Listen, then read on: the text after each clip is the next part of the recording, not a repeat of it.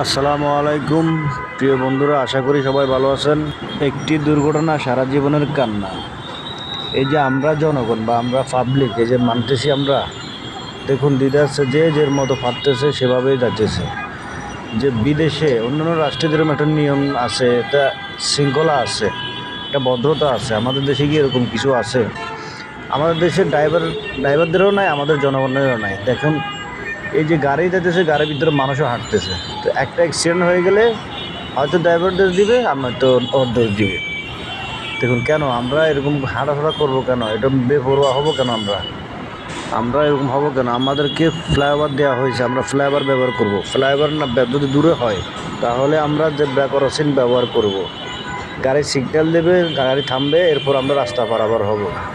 আমরা তা না করে কি করি, যে যার মতো পারি রাস্তা পার হই, এরপরে ওই যে মাঝখান দিয়ে হাঁটাচলা করি। কোনো নিয়ম, কোনো শৃঙ্খলা আমাদের জনগণের নেই।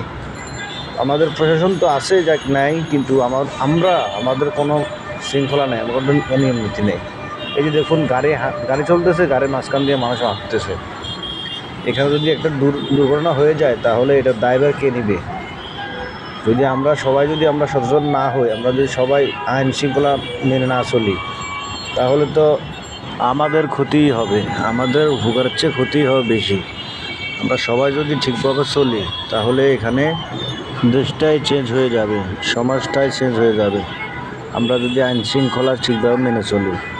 তো বন্ধুরা, আশা করব আপনারা রাস্তা দেখে পারাপার হবেন, চোখ কান খোলা রেখে রাস্তা পারাপার হবেন, আর আইন শৃঙ্খলা মেনে চলবেন। ভালো লাগলে একটা কমেন্ট করবেন।